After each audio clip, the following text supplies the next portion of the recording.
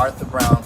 I just wanted to come to you guys with some very thankful support, because I have been getting so much support, so much love, so much people just being committed to me for these last 3 years. And that's just been the most amazing thing, you guys. I am so phenomenally, amazingly honored by God to step into this new season of my life. I have been a singer-songwriter, a filmmaker and producer, a speaker, and now new author.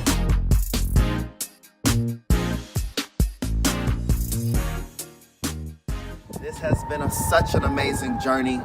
I have been traveling the road. I've been speaking around the world. I've been on radio interviews. I've been speaking to millions of people around the world, reaching people on this same topic, chasing your purpose, chasing your vision, chasing the thing that God gave you. You have talents in you, you have gifts in you, you have more than what your job, more than what mom and daddy said to go do, more than what government, presidents, anybody requires out of you. I use music as a passion, filming in my creativity, speaking to encourage people and started speaking. Now I'm an author, and I'm using this all within 3 years. And I did this with God because of the encounter that God gives us. I probably experienced one of the most worst days of my life a kid can ever encounter. Anybody. I don't wish what happened to me upon any enemy.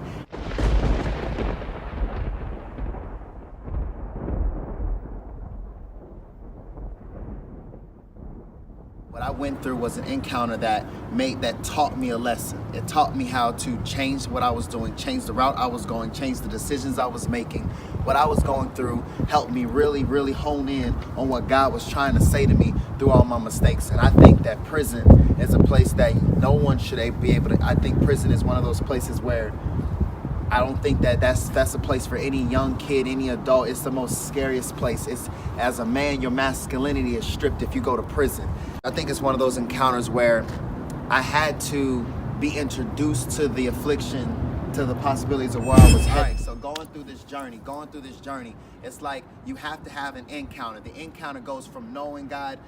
The encounter helps you go from believing God to knowing God. You don't get to have a real encounter with God. In the beginning, God picked us up out of nothing and blew the breath of life and multiplicity into dirt, and there came Adam. Then there came man. Then there came 14 generations that we study in the Bible. Then there comes a long downline of that God explained through the Bible of who we are, and through Adam's, through his downline, through all these men, somewhere along the lines, we come. In the beginning, God, he knows you. I formed thee before I formed you in your mother's womb. That is the God that knows you. That is the God I want to bring to you. That is the God that I want to keep. But it's going to come into an encounter. An encounter is going to humble you. An encounter is going to make you embarrassed. An encounter is going to make you feel awkward for a while, but you're going to be looking crazy for a while until God establishes what he's doing in you. Now, I had to go through the real encounter. I don't care nothing about a book. I could care less about a music video or songs I write. An encounter has to happen in order for you to birth it. You could try to study it. You could try to study all the mentors, and you could try to coach all the people. You could try to be around all the gurus in the world, but you have to have your own personal testimony, your own personal encounter in that walk with God. In 2015, facing 39 months in prison broadened my horizon of reality. I said, if I don't get something together, if I don't go change, if I don't get myself together, if I don't get out these streets, if I don't get around these bad influences, if I don't change, then my life will never change. And so what had to happen was a real encounter.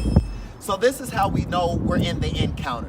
When you do everything on the list right. Your mom or your dad or somebody you love has told you need to go to school, make good grades, so that you can go off to college and then be able to have a higher percentage to working for a company or the government or somebody to be able to stabilize yourself above the average. And so somebody along the lines has told you that, and I was the one who did that. I said, okay, mom, I'm gonna make good grades. Look, I was a 3.0 student. I had all the bumper stickers in the world that I brought home saying mama on the honor roll. I was that student. I went off to college. I went off to Wake Tech for a little bit. Then I went off to NC State, and I even tried military. Sometimes our families say, hey, military is a great second option if you can't go off to college. I did both. I went off to military, Army, ROTC at NC State, one of the highest ranked schools that you could probably get into. I did what my mom said. I was wearing the uniforms. I was going to the trainings. I was keeping up my grades, and I was doing a great job. And then I ran into some problems and issues. And what we have is encounters with our issues and problems. That's where we run into life.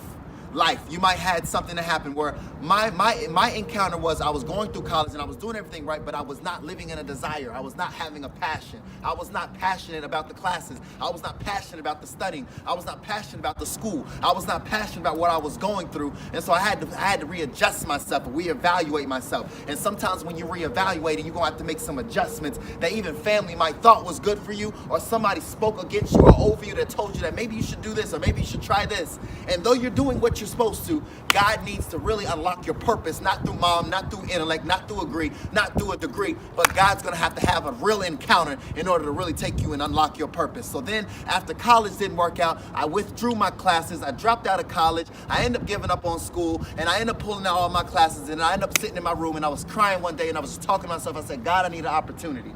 And so I remember doing this opportunity called 5 Links because my mom or my grandmother introduced this business called 5 Links. I went in and checked the company out, and I ended up talking to the company CEO who built the company 17, 18 years ago so that I can really get involved in this business. I did not have an option. I was out of college. I didn't have a job. I didn't want a job because I knew that I was in college to get a better job. So after realizing that I needed to get a second opportunity, I started business. I started network marketing. I started getting my hands involved with other things. And as I got my hands involved with other things, I started elevating my business mind. I was doing great things in the company. I was traveling. I was making good money. I was building up teams. And then I ran into another encounter. And so now after the opportunity hasn't worked, then I get out on the streets and I start making decisions for myself. I start stealing money. I start doing what the typical average teenager is starting to do. I started stealing money. I started to get ahead of life. I started to be lazy. I did not want to work. I did not want to win. I did not want to work hard and study hard and do what everybody else did to win. I just wanted to take the cheap route. And so there's so many times in our life where we've made mistakes where we want to restart and we took a cheap route. We've took an easier route out. And so what I did was I tried to take a cheap route out, and what happened was